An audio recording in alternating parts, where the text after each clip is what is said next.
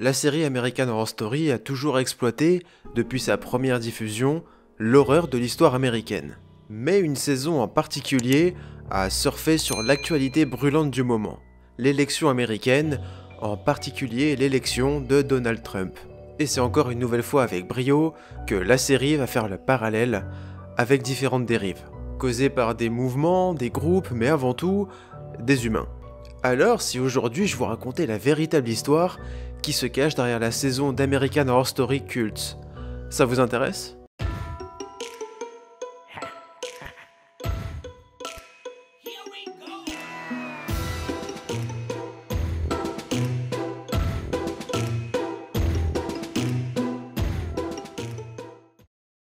L'histoire suit Ali Mayfair Richards, une femme souffrant de multiples phobies, dont la coulrophobie, la peur des clowns, qui s'aggrave après la victoire de Donald Trump aux élections américaines.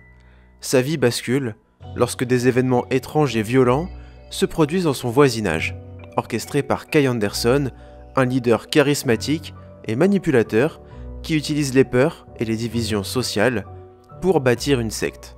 Kay, incarné par Evan Peters, exploite les insécurités de ses adeptes et les pousse à commettre des actes de violence pour consolider son pouvoir. Ali, interprété par Sarah Paulson, doit surmonter ses peurs pour protéger sa famille et déjouer les plans machiavéliques de Kay. La saison aborde des thèmes tels que le fanatisme, l'endoctrinement et les effets destructeurs de la peur et de la division sociale.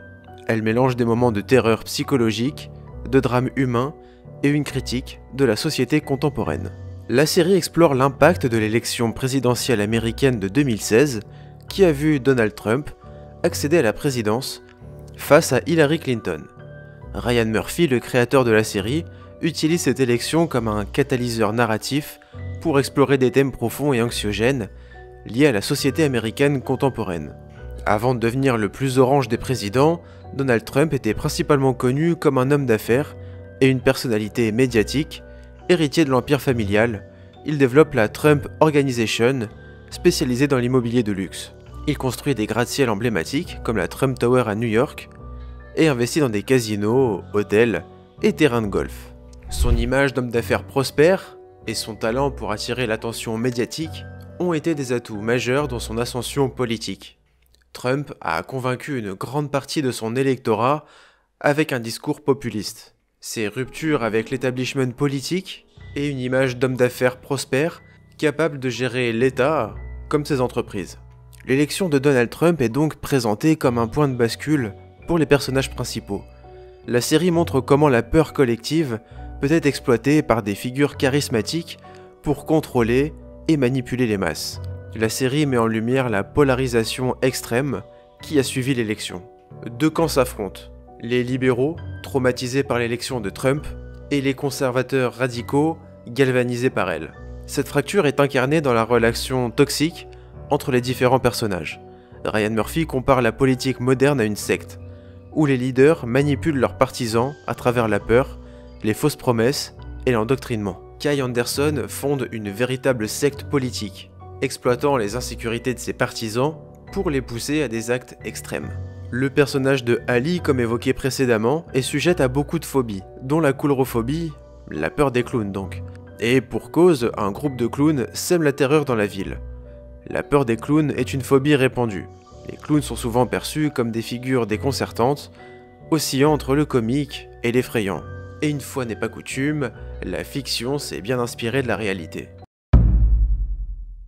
Alors rappelez-vous, autour de 2014-2016, cette hystérie collective autour des clowns tueurs. On a tous dans notre entourage quelqu'un qui connaît quelqu'un qui a vu un clown tueur. Et on était inondé de ça partout. Twitter, Instagram, Facebook et même YouTube. Non mais rappelez-vous la quantité de vidéos de merde qu'on s'est tapé sur les clowns tueurs. Et ça cartonnait en plus. Puis ce sont les médias plus traditionnels qui se sont intéressés au phénomène. On en vient à cette panique dans le Nord-Pas-de-Calais. De faux clowns sèment la terreur aux abords des écoles. La rumeur est partie de ce collège où des élèves auraient été poursuivis par un clown muni d'un couteau. À la télé, c'est carrément l'angoisse. Mais dans les faits, seulement 3 plaintes pour agression sont déposées, dont 2 sans preuve. Pourtant sur le net, les témoignages d'agressions se multiplient, souvent invérifiables. À croire que des dizaines de clowns sèment la terreur dans tout le Nord-Pas-de-Calais. Les clowns tueurs du Nord-Pas-de-Calais. Ça fait peur. Alors, d'où vient ce phénomène? Alors étonnamment, bien que le phénomène soit plutôt récent, il est difficile de savoir d'où c'est vraiment parti. Il est probable que le phénomène ait pris racine en Italie. Il faut se remettre dans l'époque. En 2014, il y a un format qui cartonne sur YouTube, c'est les pranks, les caméras cachées. Et certaines de ces caméras cachées allaient assez loin.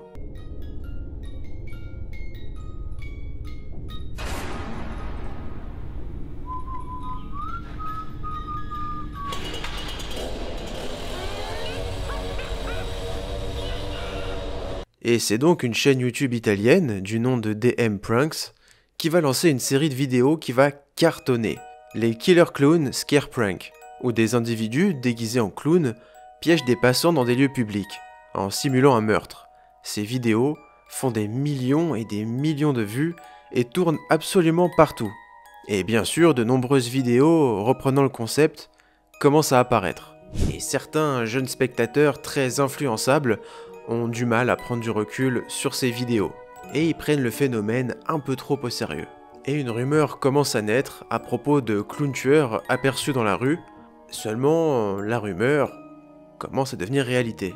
Certains imbéciles ont décidé de profiter du phénomène pour réellement se balader dans la rue déguisés en clown avec des armes sur eux. Des actions visant à effrayer les passants, sans blessures majeures signalées dans la plupart des cas. Le phénomène s'est rapidement diffusé grâce aux réseaux sociaux, amplifiant l'idée d'une menace réelle. En réaction à ces apparitions, des groupes d'autodéfense, appelés chasseurs de clowns, se sont formés dans certaines villes, armés de bâtons ou d'autres objets. Ces groupes cherchaient à neutraliser ces clowns effrayants. Les autorités ont donc dû intervenir pour éviter des débordements. Des messages officiels ont été diffusés pour calmer la population, insistant sur le fait que la plupart de ces apparitions étaient des canulars. La police nationale a donc déconseillé toute réaction violente en apercevant ces clowns. La panique s'est principalement concentrée sur l'année 2014. Les mesures des autorités et l'essoufflement médiatique ont contribué à la fin du phénomène en France. Cependant, après la France, le phénomène va gagner un autre pays, celui des présidents orange et des ananas sur les pizzas, les États-Unis. Aux États-Unis, le phénomène des clowns tueurs a pris une ampleur considérable, culminant en 2016 avec une vague de signalements et une couverture médiatique intense. Ce mouvement a été alimenté par un mélange de canulars, de psychose collective et d'amplification sur les réseaux sociaux. À Greenville, en Caroline du Sud, des enfants ont rapporté que des clowns tentaient de les attirer dans les bois près d'un complexe résidentiel, certains affirmant que les clowns proposaient de l'argent pour les attirer. La police a été alertée et des patrouilles ont sillonné la commune à la recherche de ces clowns, sans parvenir à trouver la moindre preuve concrète de leur présence. En Pennsylvanie, plusieurs écoles ont été placées en alerte après que des menaces aient été proférées par des supposés clowns tueurs sur les réseaux. Et ce n'est pas un cas isolé car plusieurs établissements à travers le pays reçoivent des menaces similaires. Plusieurs personnes ont été interpellées après avoir participé à des canulars impliquant des costumes de clowns, souvent accompagnés de fausses armes, comme des couteaux ou des marteaux. À quelques rares occasions, certains ont été arrêtés avec de véritables armes, comme au Kentucky où un adolescent a été arrêté pour avoir effrayé des passants avec une hache. Le plus impressionnant étant encore une fois en Pennsylvanie, quand un message circulant sur Facebook avertissant que des individus déguisés et effrayants avaient été repérés, rôdant dans les rues près du campus universitaire de Penn State. C'est suite à cela que des étudiants sont descendus dans la rue afin de faire la chasse aux clowns. Au départ formé d'une douzaine d'individus, le groupe des chasseurs s'est vite enrichi de recrues, alertés par le bruit, jusqu'à former un long défilé nocturne, composé de centaines de personnes, marchant au rythme de slogans guerriers, tels que « Fuck les clowns » ou encore « Dehors les clowns ». Cependant, même si nombre de ces étudiants étaient armés, cela n'a fait aucune victime. Des sociologues ont analysé cette hystérie, comme une forme de contagion sociale amplifiée par les réseaux sociaux. Et certains ont vu le phénomène comme une opportunité commerciale. En 2016, la vente de costumes de clowns a explosé à l'approche d'Halloween. Et des studios cinéma ont utilisé l'engouement pour promouvoir des films d'horreur liés aux clowns, comme l'adaptation de Ça, Même des années après la fin de la panique, les clowns restent associés à une figure menaçante dans l'esprit de nombreuses personnes. Cependant, des artistes et des acteurs jouant des clowns, dans des contextes non effrayants, ont rapporté une baisse de la demande de leurs services. Si vous avez un brin de monnaie pour des artistes qui n'en ont pas, parce que la vérité c'est qu'on crève la dalle. Dans la série donc, ce groupe de clowns tueurs a sévi dans toute la ville. Pourtant, ce n'est pas tant leur figure de clown qui soit vraiment intéressante, mais le fait que ce soit un groupe d'individus qui agissent sous les ordres d'un gourou. Et un gourou qui envoie ses disciples commettre des actes abjects. Il y en avait un en particulier, et c'était le plus connu de tous, Charles Manson. Charles Manson est né le 12 novembre 1934 à Cincinnati. Élevée par une mère adolescente et souvent absente, elle a accouché de Charles à l'âge de 16 ans, et est instable mentalement. De plus, Manson a grandi sans père dans sa vie. Le garçon a connu une enfance difficile. Alors qu'il était âgé de 5 ans, sa mère commet un vol à main armée et finit en prison. Et il sera placé dans un foyer pour enfants. Il va commencer très tôt à commettre des délits, notamment des vols, ce qui lui fera faire des allers-retours dans des maisons de correction. Il a été impliqué dans le crime dès son plus jeune âge, mais en général, c'était des délits mineurs. Puis au fur et à mesure, ce sont des délits plus graves qui vont le mener derrière les barreaux, notamment pour agression sexuelle et proxénétisme. C'est surtout en prison qu'il va apprendre à se construire. C'est là que, pour survivre, il mettra à profit son éloquence et son charisme, et qu'il va développer ses dons de manipulation sur les autres. Et certains le disent fou. Whatever it is you're a part of.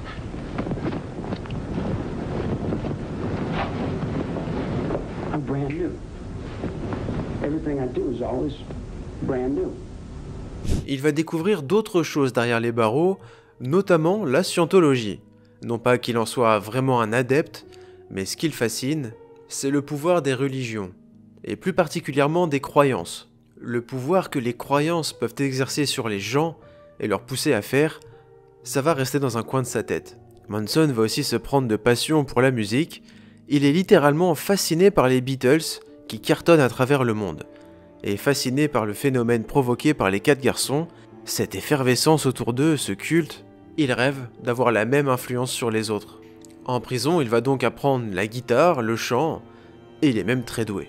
En 1967, Manson a été libéré de prison après avoir purgé une peine de 10 ans pour vol qualifié. Fort de ses progrès musicaux en prison, Manson va vouloir se lancer dans la musique. Il est très sûr de son talent, et il sait qu'il va percer. Il va en effet commencer à se faire remarquer dans le milieu musical, notamment par Terry Melcher, un producteur très influent. Tout semble très bien parti. Melcher et Manson travaillent sur l'album de ce dernier. Cependant, Melcher s'aperçoit des comportements assez problématiques de Manson. Il s'aperçoit des propos assez douteux de celui-ci et surtout de ses excès de violence. Cela est trop pour le producteur qui tourne le dos à Manson, lui fermant par la même occasion les portes du succès. Et c'est un coup de massue pour Charles, lui qui rêvait d'être adulé comme une idole, avec toute une communauté à ses pieds. Quoi qu'il arrive, Manson arrivera à ses fins. Même si ce n'est pas par le biais de la musique, il sera adoré et entrera dans la légende. Charles Manson part pour San Francisco, où il découvre le mouvement hippie, qu'il affectionne particulièrement et dans lequel il va trouver sa place. Et c'est là qu'il commence à se construire une communauté qui partage ses idées. Des personnes fascinées par son charisme. Le groupe va compter une vingtaine d'individus et va se nommer La Famille. Et assez rapidement, Manson va exercer son influence sur les membres du groupe, devenant peu à peu une sorte de guide pour eux, et finalement, leur gourou, obéissant à ses ordres et le suivant partout. Le groupe va s'arrêter dans de nombreux ranchs, échangeant leurs services contre le gîte. Un jour, ils logeront de cette manière dans le Span Ranch, un ranch près de Los Angeles, où ils croisent un homme venu faire du cheval avec sa cousine. Un certain Bryan Cranston, futur star de Breaking Bad. Pourquoi cette anecdote? Elle est cool. Manson prétendait être le messie d'une nouvelle ère de paix et d'amour. Il a utilisé des techniques de manipulation mentale pour contrôler les membres de sa communauté, qui étaient principalement des jeunes femmes. Il leur a enseigné que la société était corrompue et qu'ils devaient vivre de manière alternative pour échapper à la destruction imminente. Manson commence à développer une obsession étrange pour les Beatles. Il va trouver, dans leur album blanc, des messages christiques, voyant même les Beatles comme les 4 cavaliers de l'Apocalypse qui voulaient lui transmettre des messages. Mais alors quel message? Celle d'une guerre imminente entre les Noirs et les Blancs. Et ça à cause du soulèvement de la population noire. En tout cas, c'est l'interprétation qu'il va en faire, du titre Helter Skelter, qui parle pourtant de fêtes foraines et de toboggans. Et vous le pensez toujours fou? What you're about. Tell me in a sentence who you are.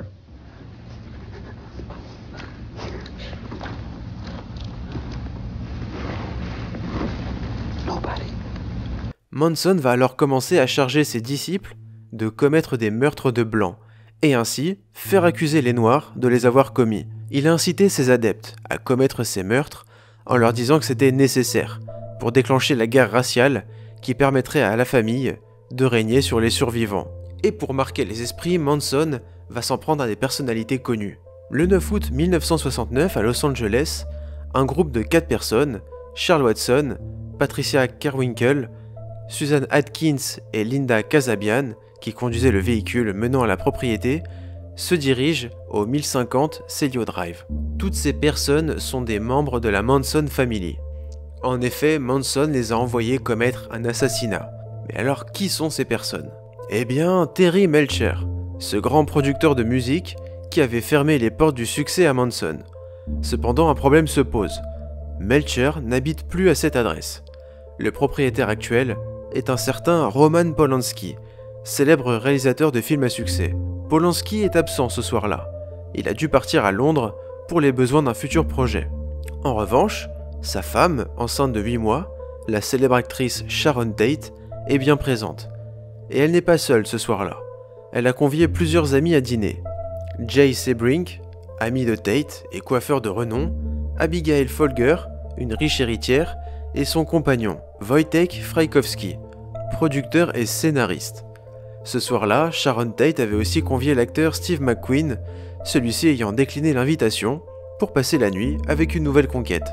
Grâce à cela, il échappera au pire. Les disciples de Manson vont tout d'abord grimper à un poteau téléphonique et couper les fils, afin que personne ne parvienne à prévenir les secours. Puis vont se diriger vers la maison. À ce moment-là, ils croisent le chemin d'un jeune homme en voiture, un certain Stephen Parent, venu rendre visite au gardien de la résidence, William Garretson. Watson le fait sortir du véhicule et l'assassine de plusieurs balles. Le groupe d'individus s'introduit ensuite dans la maison. Ils vont alors rassembler chacun des occupants et les rassembler au salon. La première victime est Jay Sebring, tué par balle et ensuite poignardé. Frykowski va tenter de s'enfuir, mais sera rattrapé et subira le même sort. Il se fera tirer dessus et poignarder.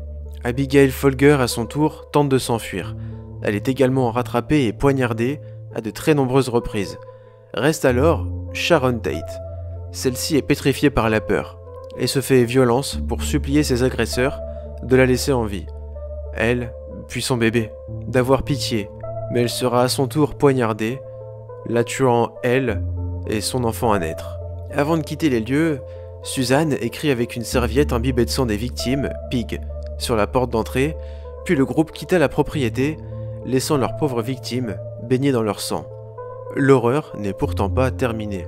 Le lendemain, Charles Manson, mécontent de la désorganisation du massacre de la veille, souhaite avec d'autres membres du groupe participer à un futur assassinat. Il fait nuit et Manson ainsi que Charles Watson, l'un des meurtriers de Sharon Tate, pénètrent dans la maison de Leno et Rosemary LaBianca, un riche couple de Los Angeles. Manson intimide le couple, leur vole de l'argent et quitte les lieux, laissant entrer d'autres membres du groupe qui vont massacrer le couple à l'aide de coups de couteau. Ils graveront sur le ventre du pauvre homme le mot « War », ce qui signifie « guerre », et écrire avec du sang sur le mur « Death to Pigs », « Mort aux porcs ». Vous pensez quoi donc maintenant de la santé mentale de Manson? You feel blame? Are you mad? Do you feel like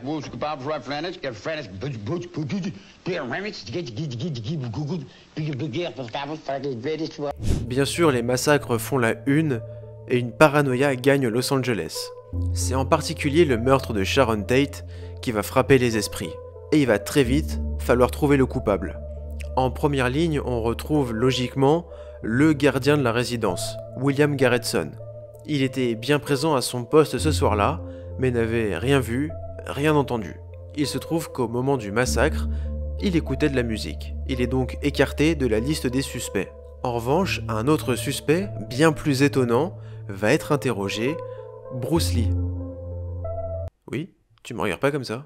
En effet, Bruce Lee a entraîné pour le besoin d'un rôle Sharon Tate aux arts martiaux, et s'est peu à peu lié d'amitié avec l'actrice. De plus, Bruce Lee habitait avec sa compagne, non loin de la maison du massacre. Lee avait confié avoir perdu une paire de lunettes à laquelle il tenait, et la police a retrouvé sur les lieux du crime une paire de lunettes sans propriétaire. Les enquêteurs étaient persuadés à ce moment-là que le meurtrier était un proche du cercle d'amis du couple, peut-être une personne secrètement amoureuse de Tate.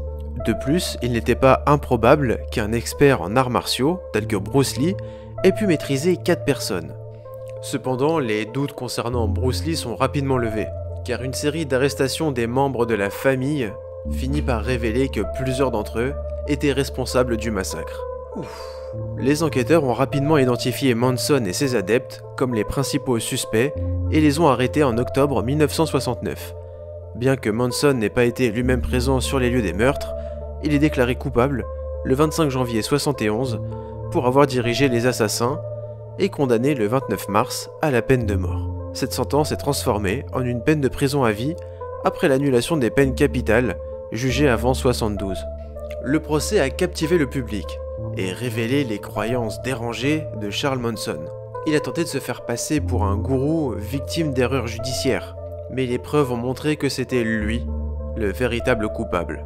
Se sachant donc condamné à passer sa vie derrière les barreaux, il va révéler sa personnalité extravagante au monde entier. Au début de son procès, il va graver une croix sur son front, signalant qu'il est exclu de la société, et plusieurs membres de la famille feront de même. De plus, cette croix, il va la transformer en croix gammée. Il a continué à attirer des adeptes et des admirateurs même en prison, et a été interviewé à de nombreuses reprises par les médias. Il est souvent associé à l'émergence d'une contre-culture violente et à l'obsession américaine pour la célébrité et la criminalité. De nombreux livres, films, chansons ont été inspirés par Manson et ses crimes.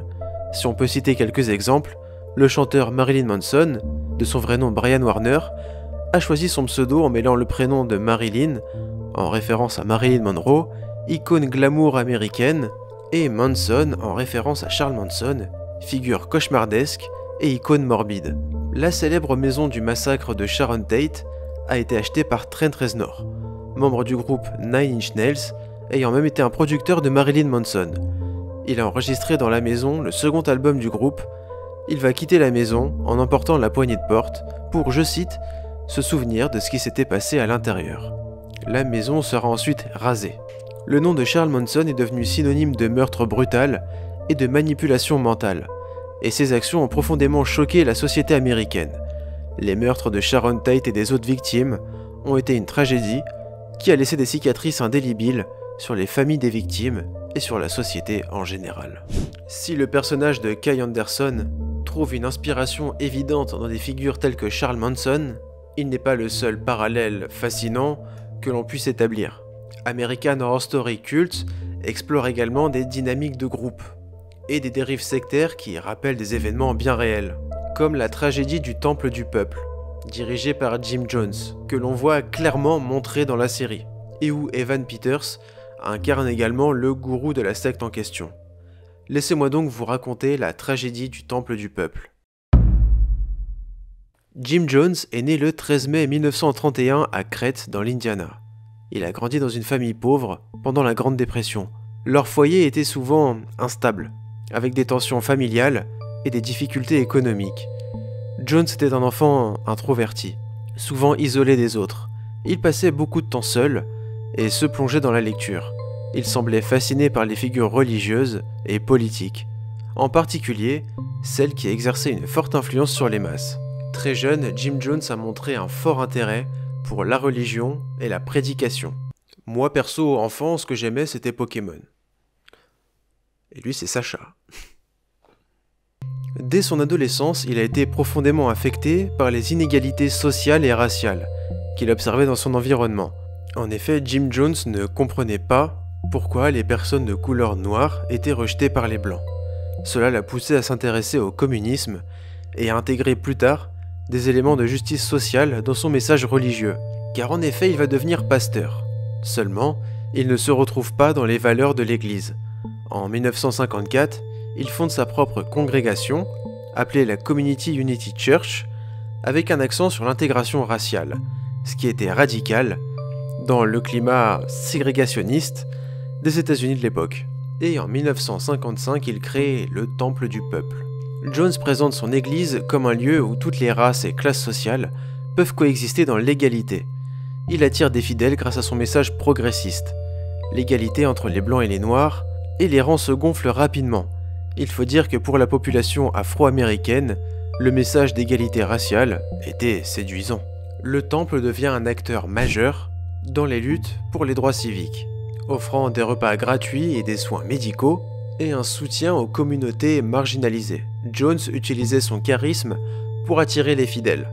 Mais il commence aussi à instaurer des pratiques de contrôle. Il exige une loyauté absolue et surveille étroitement ses membres. Les fidèles étaient encouragés à couper les liens avec leurs familles et leurs amis, considérés comme des influences toxiques. Les membres vivaient souvent ensemble, partageaient leurs ressources et devaient travailler pour le temple sans rémunération. Il entretenait une peur constante d'ennemis extérieurs, comme le gouvernement, les médias ou les services secrets, qui voudraient détruire le temple. Les mariages et les relations amoureuses étaient aussi sous le contrôle de Jones, qui décidait parfois des séparations ou des unions pour des raisons stratégiques. Et un peu pour garder les femmes pour lui, faut pas déconner. Jones a rapidement été confronté à des critiques et à des tensions dues à son militantisme pour l'égalité. Cela l'a poussé à chercher un lieu où il pourrait exercer plus librement son influence. Il avait une peur paranoïaque d'une guerre nucléaire, alimentée par les tensions de la guerre froide. Il croyait que la légion de Ukiah, en Caroline du Nord, était l'un des endroits les plus sûrs des États-Unis en cas de catastrophe.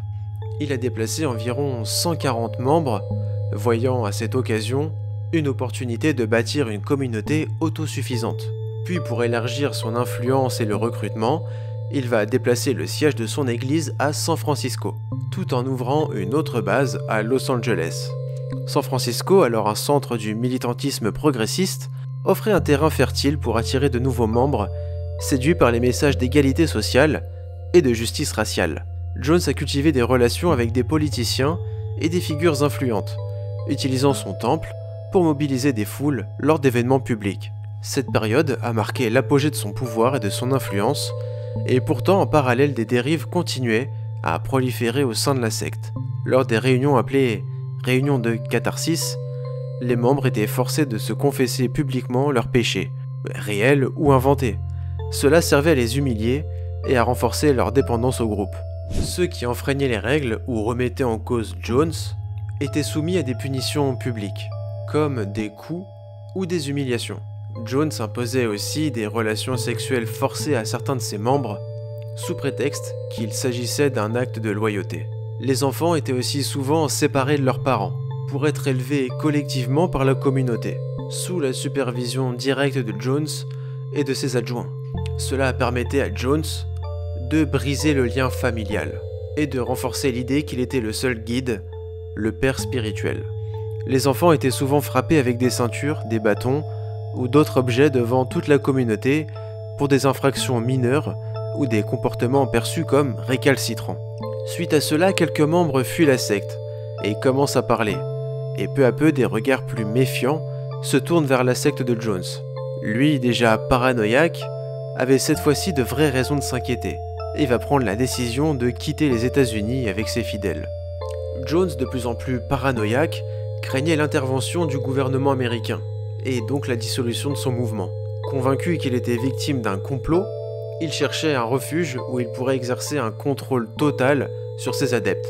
Ils vont alors trouver refuge au Guyana. Le Guyana, avec sa situation géographique isolée en Amérique du Sud et son gouvernement socialiste, semblait être l'endroit idéal pour réaliser sa vision d'une communauté égalitaire et autarcique, loin du capitalisme et des discriminations raciales des États-Unis. Il envoie d'abord un petit groupe de fidèles pour préparer le site, qui nécessitait d'importants travaux d'aménagement. La vie dans la jungle était difficile. Les conditions climatiques, le manque d'infrastructures et la pénibilité du travail rendaient le projet très éprouvant.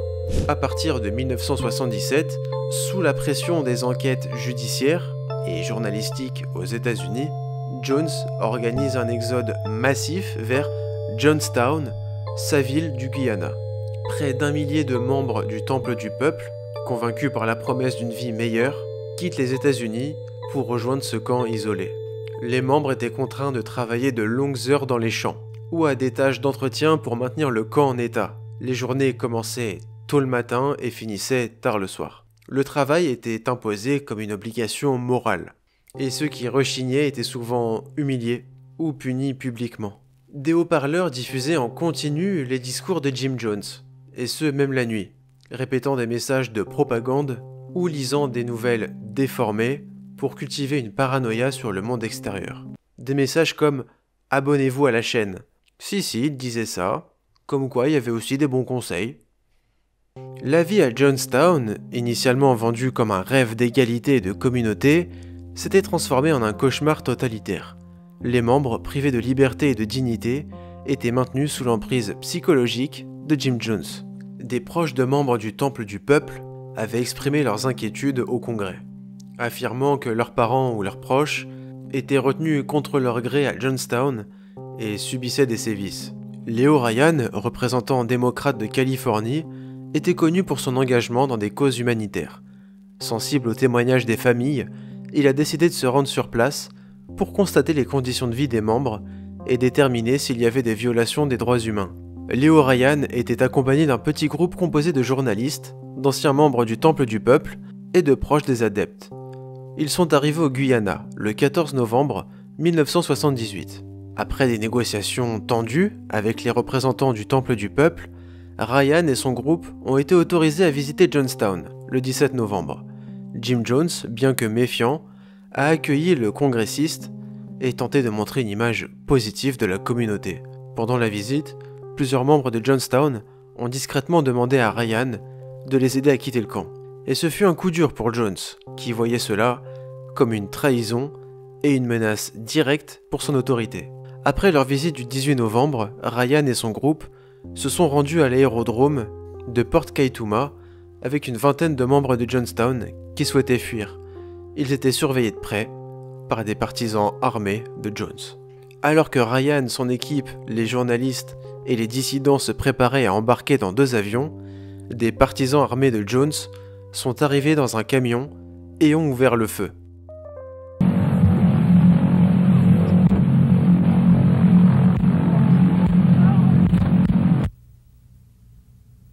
Leo Ryan a été tué sur place. 3 journalistes et un ancien membre du Temple du Peuple ont également été abattus. Plusieurs autres personnes ont été gravement blessées, mais certains ont survécu en se cachant dans la jungle. Après l'attaque, Jim Jones savait pertinemment que les autorités américaines interviendraient très vite. Convaincu qu'il n'y avait pas d'issue possible et plongé dans une extrême paranoïa, il a décidé de mettre en place un suicide révolutionnaire. Un acte qu'il avait préparé à plusieurs reprises avec les membres de la communauté. Une grande cuve, remplie avec une boisson aromatisée, a été mélangée avec du cyanure, des sédatifs et des tranquillisants. Et les membres ont été rassemblés dans le pavillon principal. Jim Jones leur a tenu un discours insistant sur la nécessité de mourir ensemble pour échapper à ce qu'il décrivait comme une persécution du gouvernement américain. Les nourrissons et les enfants ont été les premiers à mourir. Ensuite, les adultes ont été invités à boire volontairement le mélange.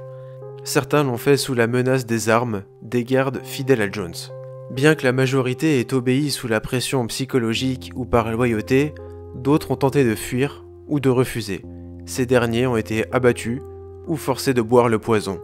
Lorsque les autorités sont arrivées sur place le lendemain, elles ont découvert une scène d'horreur indescriptible. Les corps de 918 personnes gisaient dans et autour du pavillon principal. Beaucoup étaient allongés les uns sur les autres, reflétant l'ordre dans lequel ils avaient bu le poison.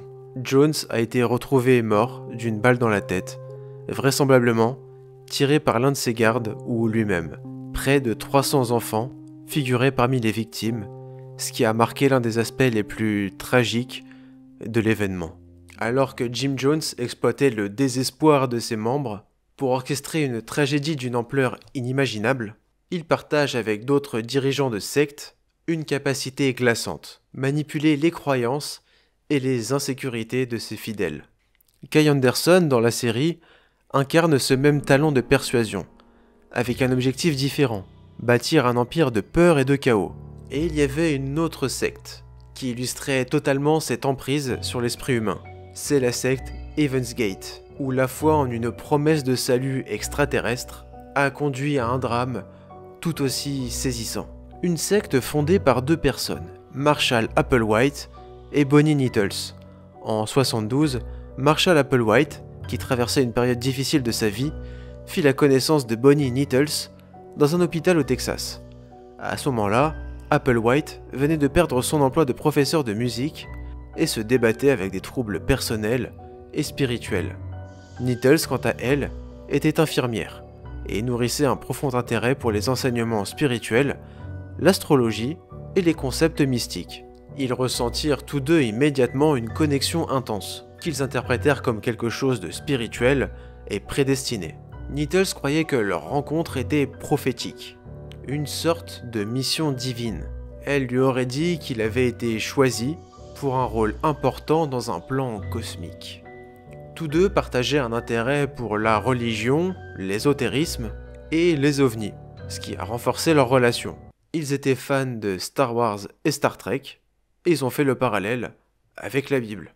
Je déconne pas. Heaven's Gate croyait que des êtres extraterrestres extrêmement avancés étaient responsables de la création de l'humanité et qu'ils guidaient ceux qui étaient prêts à évoluer.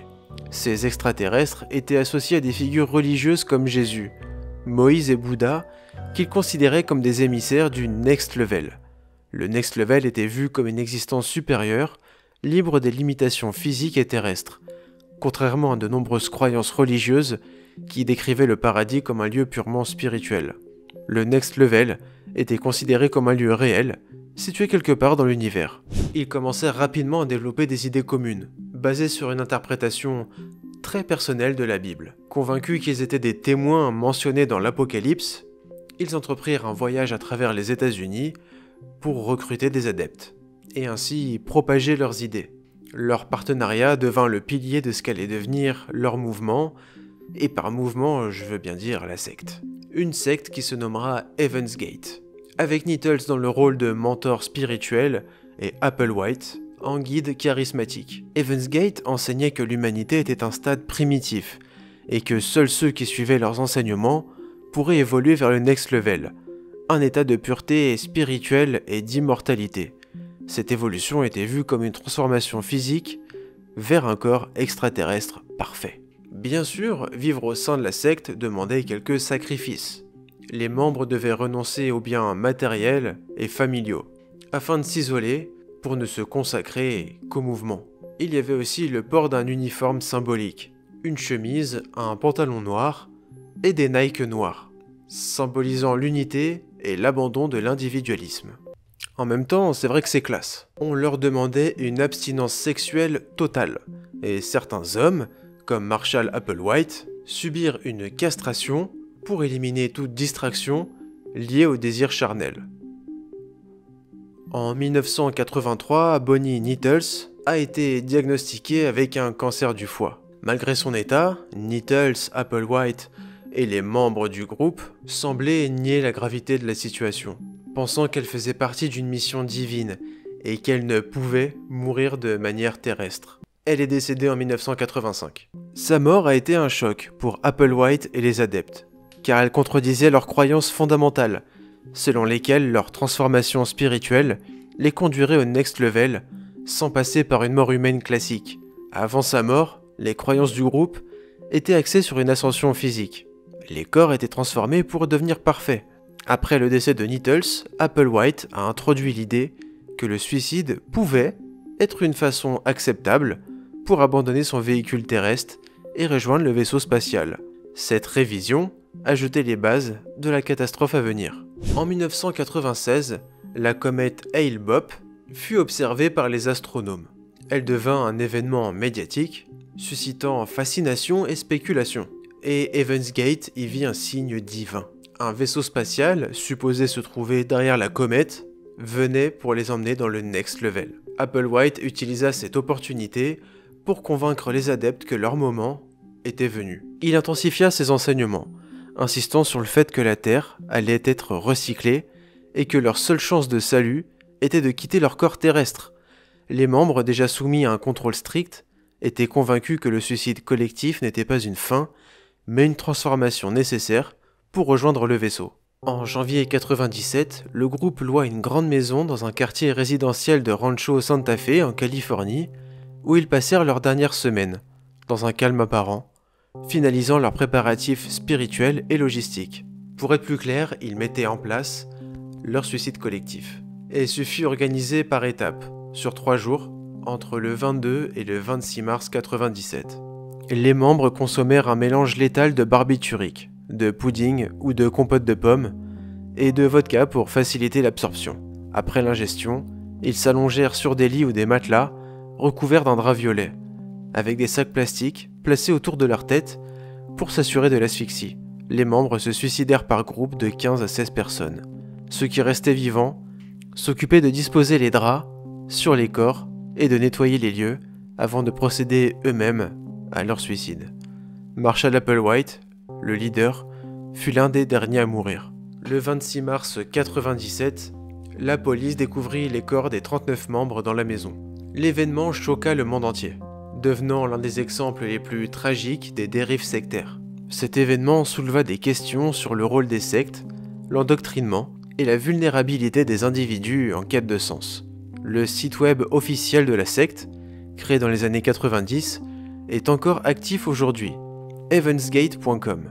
Ce site contient leurs enseignements, vidéos et documents explicatifs, ainsi qu'un manifeste expliquant leurs croyances. Il est maintenu par 2 anciens membres qui n'ont pas participé au suicide collectif, mais qui restent fidèles à la mission de Heaven's Gate. Leur rôle est de préserver et de diffuser le message du groupe. Alors que Heaven's Gate met en lumière l'impact des croyances apocalyptiques et d'une foi aveugle en une promesse de salut, la série ne s'arrête pas là. La série explore aussi d'autres formes de fanatisme, en s'intéressant à des figures historiques qui ont marqué leur époque par des idées radicales. C'est dans ce contexte que l'histoire de Valery Solanas fait son apparition pour son manifeste extrême et son rôle dans la tentative d'assassinat d'Andy Warhol. Solanas incarne une autre facette du pouvoir des idéologies, celle qui naît de la colère, du rejet et du besoin de vengeance. Artiste phare du mouvement pop art, Andy Warhol était une figure influente dans les années 60. Parmi ses œuvres les plus connues, que vous avez probablement déjà vues, il y a Campbell Soup Cans, une série de peintures représentant des boîtes de soupe Campbell, une critique de la production de masse et de la banalité des objets du quotidien, ou bien Marilyn Diptyque, série d'impressions de Marilyn Monroe réalisée après sa mort, symbole de la célébrité éphémère et de la répétition mécanique de l'image. Et moi j'ai fait ce petit dessin, n'hésitez pas à me dire ce que vous en pensez en commentaire. Il était connu pour son atelier, The Factory, un lieu excentrique où se côtoyaient artistes, célébrités et marginaux. Warhol avait une approche distante et ironique des relations humaines, souvent aperçue comme froide et utilitariste. Valery Solanas rencontrait Andy Warhol à The Factory en espérant qu'il l'aiderait à promouvoir ses récits. Valery Solanas était une écrivaine et féministe radicale. Elle est surtout connue pour avoir écrit Le Scum, un pamphlet qui prenait l'abolition du patriarcat et, dans une interprétation extrême, l'élimination des hommes. Solanas décrivait les hommes comme fondamentalement inférieurs, émotionnellement et intellectuellement déficients. Elle affirme que la société patriarcale repose sur la violence, la compétition et l'exploitation. Solanas appelle symboliquement, et parfois littéralement, à l'élimination des hommes pour créer une société utopique, totalement féministe. Toutefois, beaucoup interprètent ce point comme une provocation, destinée à choquer plutôt qu'une réelle proposition. Marginalisée et vivant dans la pauvreté, Solanas souffrait de troubles mentaux non diagnostiqués. Elle cherchait une reconnaissance en tant qu'écrivaine et militante. En 1967, elle remit à Warhol un scénario intitulé Up Your Ass, une satire extrême des relations de genre. Warhol trouva les textes choquants et obscènes, au point de le qualifier de pornographique. Warhol, selon ses habitudes, conserva le manuscrit, mais ne fit rien pour le promouvoir. Il prétendit même l'avoir perdu. Le 3 juin 68, Solanas se rendit à The Factory, armée d'un revolver. Elle tira sur Andy Warhol, le touchant plusieurs fois à l'abdomen, ainsi que sur Mario Amaya, un critique d'art présent sur place. Warhol survécut à l'attaque mais fut gravement blessé. Il subit une opération d'urgence et resta alité durant plusieurs semaines. Puis après la fusillade, Solanas se rendit d'elle-même à la police pour se rendre. Elle déclara cependant « Il avait trop de contrôle sur ma vie ». Elle fut arrêtée et inculpée pour tentative de meurtre, voie de fait grave et possession d'armes illégales. Solanas considérait Warhol comme un symbole du contrôle et de l'exploitation masculine. Elle se sentait exploitée par lui, persuadée qu'il voulait voler ses idées ou saboter sa carrière. Son instabilité mentale joua un rôle crucial dans l'acte. Elle souffrait, vraisemblablement, de schizophrénie paranoïde, bien que cela ne fût pas officiellement diagnostiqué à l'époque. Lors de son procès, Solanas plaida coupable et fut condamnée à 3 ans de prison, dont une partie dans des institutions psychiatriques. Elle fut libérée en 71 et resta marginalisée jusqu'à sa mort en 1988. Le scum réel est donc une provocation intellectuelle et politique, parfois perçue comme une satire. Dans la série, le scum est dramatisé et transformé en un groupe extrémiste fictif, servant davantage à souligner les thèmes de manipulation, de sectarisme et d'extrémisme idéologique qu'à représenter fidèlement les vraies idées de Valérie Solanas. Cette interprétation montre comment un texte radical peut être réinterprété et déformé dans la fiction pour servir une intrigue spécifique. Sinon, j'ai également fait ce dessin. Là, c'est la dame. Sinon, là, on voit ces grosses gougous. En explorant la rage et l'idéologie radicale de Solanas, American Horror Story Cult nous montre une autre facette de la manipulation et de l'influence sur les esprits vulnérables. Mais la série ne s'arrête pas là. Elle plonge aussi dans l'univers glaçant des tueurs en série, en s'inspirant notamment d'un des plus grands mystères criminels de l'histoire américaine. En effet, le groupe formé par Solanas dans la série, le Scum, commet une série de meurtres aux États-Unis et crée une entité, un faux tueur en série nommé le Zodiac. Cependant, le tueur du Zodiac a réellement existé et a sévi dans les années 70. Le 20 décembre 1968, au lac Herman, près de Benicia, en Californie, Betty Lou Jensen, 16 ans, et David Faraday, 17 ans, étaient en rendez-vous amoureux et se trouvaient dans la voiture de David, garée dans une zone connue pour être un lieu de rencontre pour jeunes couples. Quand une voiture vint se garer non loin de là, un homme en sortit, approcha de la voiture du couple, sortit une arme à feu et commença à tirer sur eux. David Faraday fut abattu à bout portant dans la tête. Betty Lou, elle, tenta de s'enfuir, mais fut abattue à 5 reprises dans le dos. Un double meurtre sans motif apparent. Le 4 juillet 1969, sur le parking isolé de Blue Rock Springs Park, près de Vallejo, en Californie, Darlene Ferrin, 22 ans, et Michael Majo, 19 ans, se trouvent dans la voiture de Darlene. Lorsqu'un véhicule s'approcha et se gara derrière eux. Le conducteur quitta son véhicule, s'approcha du leur et ouvrit le feu avec une arme de poing. Après avoir tiré plusieurs coups de feu, il s'éloigna, puis revint pour tirer à nouveau sur les victimes. Darlene mourut sur place, mais Michael survécut, bien qu'il ait été gravement blessé. Environ 40 minutes après l'attaque, un homme appela la police depuis une cabine téléphonique pour revendiquer la responsabilité de ce crime, ainsi que des meurtres du lac Herman. Le 31 juillet 69, les San Francisco Chronicle, San Francisco Examiner et le Vallejo Times-Herald, 3 journaux, reçoivent une lettre similaire. Chacune contenait des détails précis sur les meurtres du lac Herman et de Blue Rock Springs, prouvant que l'expéditeur était bien l'auteur du crime. Les lettres incluaient une revendication claire. « Je suis responsable de ces meurtres ».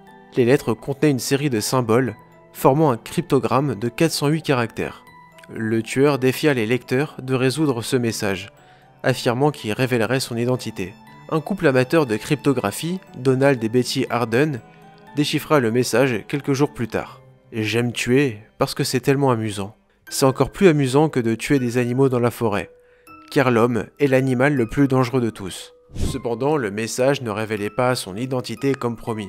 Et le 7 août 1969, le San Francisco Examiner reçut une nouvelle lettre. Cette lettre commença par « Cher rédacteur, c'est le Zodiac qui vous parle », marquant la première utilisation de son pseudonyme. Il décrivit des détails spécifiques sur les meurtres qui n'avaient pas été divulgués auparavant. Il exprima son mépris pour la police, affirmant qu'il ne parviendrait jamais à l'attraper. Brian Calvin Hartnell, 20 ans, et Cecilia Ann Shepard, 22 ans, sont attaqués au couteau le 27 septembre 69 au bord du lac Berryessa, alors que le couple pique-niquait tranquillement. Cecilia est morte de ses blessures 2 jours plus tard, alors que Brian a survécu et fournira une description de l'agresseur. Il avait une voix rauque et faisait environ 1m75. Mais le plus étonnant, c'est qu'il portait une cagoule noire, ornée d'un symbole circulaire, traversé d'une croix, le logo du Zodiac, ainsi que des lunettes de soleil. On juge pas le look des gens. La police pensait alors que le Zodiac ne s'attaquait qu'à des jeunes couples, peut-être par frustration, mais il ne va pas tarder à contredire leur hypothèse. Le 11 octobre 1969 à San Francisco, Paul Stine, un chauffeur de taxi, prit en charge un passager à San Francisco, qui lui demanda de se rendre à plusieurs rues de là. Une fois arrivé, le passager tira une balle dans la tête de Stine, avec un pistolet 9 mm, le tuant sur le coup. Le tueur vola une partie de la chemise ensanglantée de Stine, comme preuve, mais ne prit ni argent ni autre bien. Et des passants furent témoins de la scène et appelèrent la police. Le Zodiac échappa de peu aux autorités, qui patrouillaient dans le coin. Et la police était très proche du tueur. Seulement une info circulait parmi les agents, le coupable est noir. Alors pendant un bon moment, la police ne va s'intéresser qu'aux individus avec la peau noire, avant que l'erreur ne soit rectifiée. Le criminel est bien blanc. Seulement le vrai criminel, lui, il a eu le temps de s'échapper. Quelques jours plus tard, le Zodiac envoya une lettre au San Francisco Chronicle contenant le morceau de la chemise de Stine et revendiquant le meurtre du chauffeur. Il va même, dans cette lettre, menacer de s'en prendre à un bus scolaire si l'occasion se présentait, ce qui va semer une vague de panique parmi la population. Il va continuer comme cela à envoyer des lettres, se délectant de la panique qu'il provoque, mais aussi déclarer qu'il continuerait à tuer, mais qu'il se montrerait moins bavard à l'avenir. Il va se vanter d'avoir fait 37 victimes, ce qui est peut-être probable, même si, officiellement, on ne lui en reconnaît que 5. Après toute cette correspondance, le Zodiac va peu à peu s'effacer et disparaître complètement. L'identité du tueur du Zodiac reste l'un des mystères les plus célèbres de l'histoire criminelle, bien que plusieurs suspects aient été étudiés par la police et des enquêteurs indépendants. Aucun n'a été formellement identifié comme étant le tueur. Parmi ces suspects, on compte Richard Gaikowski. Il travaillait pour un journal alternatif à San Francisco et avait des connaissances en cryptographie. Il vivait dans la région où les crimes ont eu lieu, et une de ses anciennes collègues avait affirmé à la police qu'il avait des comportements étranges et qu'elle pensait qu'il était le tueur du Zodiac. Mais les enquêteurs ne l'ont jamais vraiment considéré comme un suspect crédible. On parle aussi de Lawrence Kane. Kane avait un casier judiciaire et des antécédents de comportements violents. Il vivait près de certaines des victimes. Une survivante, Kathleen Jones, l'aurait identifié comme étant son agresseur lors d'un enlèvement attribué au Zodiac. Il aurait souffert d'un traumatisme crânien, affectant son comportement, ce qui correspond au profil d'un tueur calculateur, mais désordonné. Cependant, le suspect le plus sérieux était Arthur Leigh Allen. Il correspondait à plusieurs descriptions physiques données par des témoins. En 71, il aurait confié à un ami qu'il prévoyait de tuer des enfants en attachant une bombe à un bus scolaire, une menace similaire à celle évoquée par le Zodiac dans une lettre. Une recherche chez lui révéla des armes et des éléments compatibles avec les crimes, machines à écrire et bottes militaires ayant des empreintes similaires à celles retrouvées sur les crimes du Zodiac. Et le plus troublant était l'une de ces montres portant le logo Zodiac. Là tu cherches un peu mon gars.